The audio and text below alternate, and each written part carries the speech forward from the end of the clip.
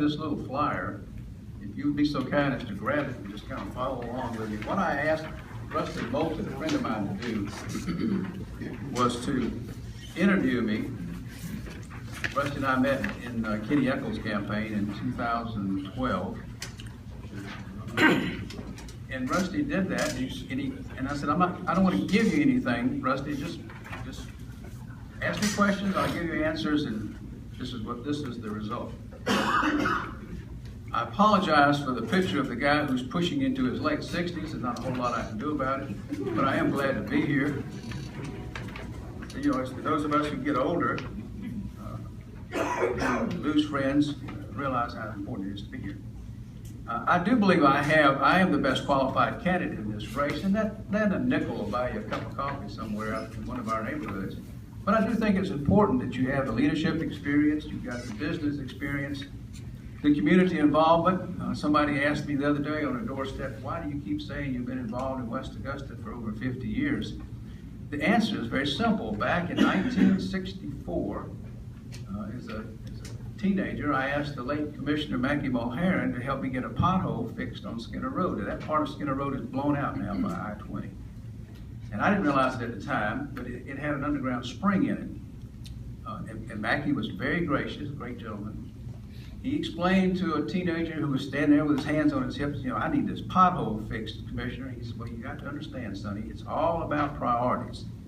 So if you look on the back of this, you'll see that I kind of lifted that statement from Mackie. It's all about priorities. And Mackie went into great detail about you only have a finite amount of resources that public taxpayers give you to use, and you've got to set the priorities of how you want to use their money. And if they get into a situation where they want more than they're willing to pay for, then you just have to man up and say, ladies and gentlemen, if you want it, we're going to have to pay for it. That's just how it works. I am very proud of the fact that I served our country in the military for 40 years. I didn't mean to stay that long. My father was a sergeant in the National Guard. I volunteered to go into the Army during the height of the Vietnam War, principally because I didn't want to saddle my parents with the expense of sending their oldest son to college. I had two younger brothers and a younger sister, and I wanted to make sure that my parents, who both worked, had money to take care of them. And I learned a lot in the Army.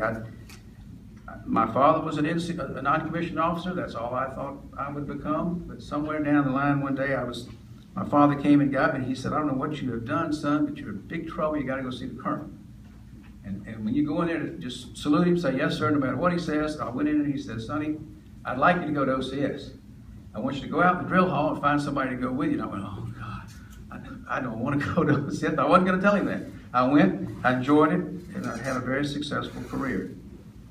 And you learn a lot in the military. You learn discipline, you learn to deal with people of all types, all races. But the principal thing I learned is it's all about issues. When you get down to the bottom tacks of everything, it's all about specific issues. It's not about personalities or the ability to have to keep harping about getting along with people. I don't want to go down there and hold hands with them and sing Kumbaya with them. That's not what's important. What's important to me is the issues that affect West Augusta. And we need to address those issues. I don't know if you're aware of it, but 45 to 47% of the money that supports the Augusta-Richmond County government comes from, guess where? West Augusta. We provide it. And what I think we need to do is we need more than just the table scraps that fall off that banquet table down there and fall onto the floor to be spent back in West Augusta. And we don't have a lot of needs. I'm thankful every day if I get on the commission with your help that I don't have the problems that the commissioner who represents District 1 has. That gentleman has serious problems. And I'm going to do everything I can to help all of the commissioners. But in return, I want them to understand that West Augusta has needs that we need addressed as well. Now on the back of this flyer, down in the lower left-hand corner, Rusty put some items down of Sonny's background, and I'm proud of all of that. I have the great honor and privilege of being in my second year as the president of the West Augusta Alliance. It's an umbrella organization of neighborhoods. We don't control any neighborhood. We don't control anything.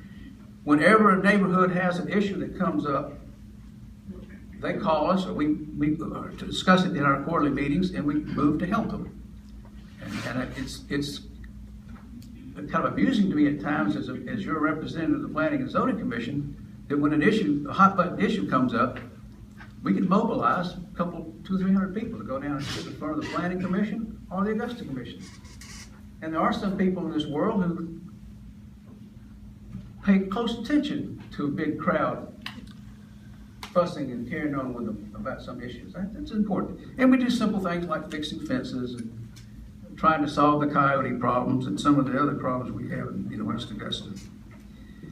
Up in the left-hand corner are some of the things that I would like to accomplish during and I don't know if we can get all of them done in this year and 9 months. You know, this election, I think there's a lot of misunderstanding about what this election is and what it is not. So far as Sonny Pittman is concerned, this election is about West Augusta. It's not about electing a commissioner to represent the downtown area. We have a commissioner who represents the downtown area. And with all due respect to my two opponents, I'm not going to attack anybody tonight. I think when you listen to them talk, they'll talk more about downtown than they talk about West Augusta, and the reason is they don't understand the issues in West Augusta as well as I do. I'm very proud of that. Audits. Now, I'm a former banker, finance guy, and I'm a firm believer in audits.